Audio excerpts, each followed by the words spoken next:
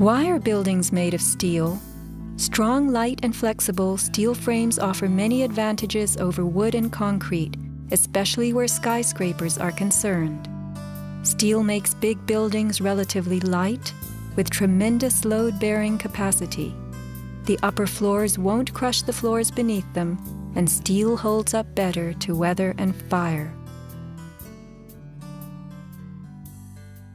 Most skyscrapers are built on steel or concrete frames, which is a grid of columns and beams that goes all the way through the building. The World Trade Center was different. It was what engineers call a tube structure. It was a very, very strong mesh of steel that surrounded the exterior. Inside, there was the core, a rectangle of 47 columns made of 4-inch thick steel at the base, thinning with increasing height. The cores combined might with ingenuity, anchoring the towers and allowing them to flex. Look at the size of this steel. Solid, prefabricated floor assemblies, welded metal floor pans placed on top of trusses both welded and bolted to the vertical frames.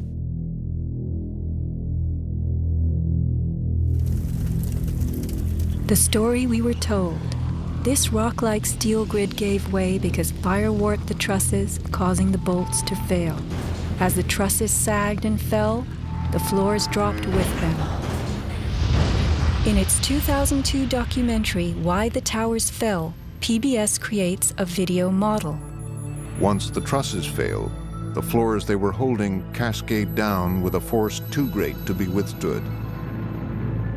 The result is what's called a progressive collapse, as each floor pancakes down onto the one below. What remains standing? The tall, indestructible core. Why does PBS fail to explain the complete disappearance of the Twin Towers' cores?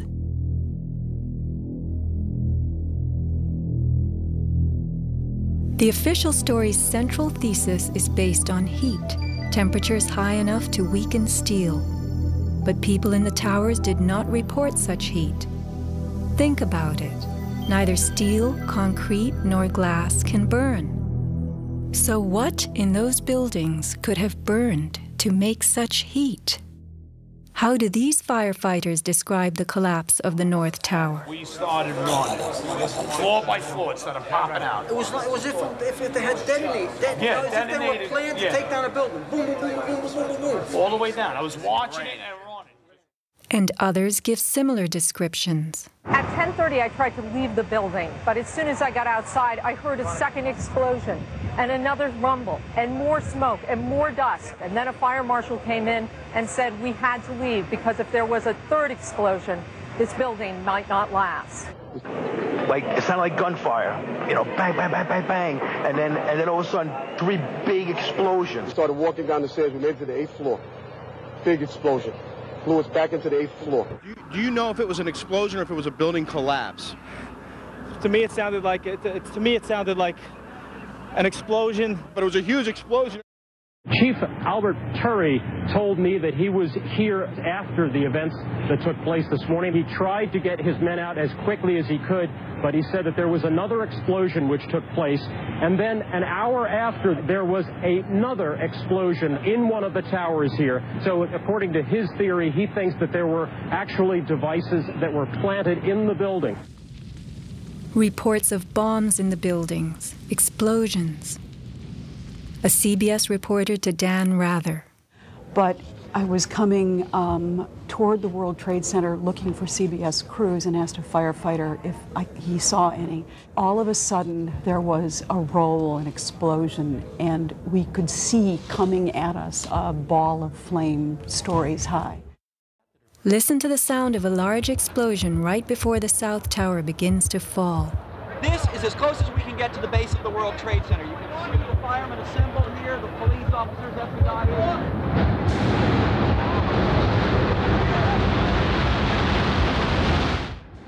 Sound reaches us after what we see.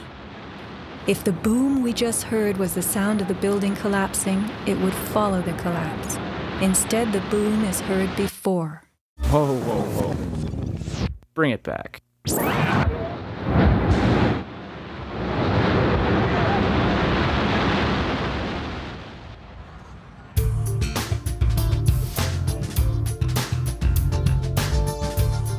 Let's consider the characteristics of steel. Steel is an alloy of iron containing added carbon for flexibility, workability, and strength. In the days of old, blacksmiths heated iron till it was red and pounded it for hours to form it. Horseshoes, knife blades, and plowshares were typical creations. Steel was introduced in the mid-1800s, and by the end of the century, with the advent of the blast furnace, found widespread commercial use. A blast furnace is known as a controlled environment. High temperatures are reached as oxygen is pumped into a closed space. How and when does steel melt? Steel melts at temperatures of 2,750 degrees Fahrenheit and above, attained only in a blast furnace or when a powerful incendiary such as thermite is used. Steel or any substance that is burned will never become hotter than the temperature of the fire or heat applied to it.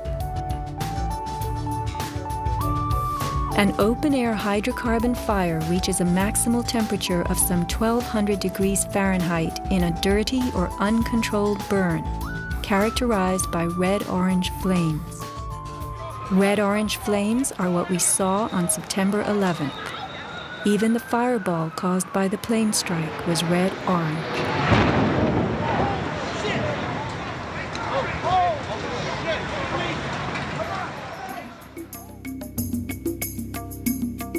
A controlled burn falls between a dirty burn like a fireplace and a controlled environment, the blast furnace.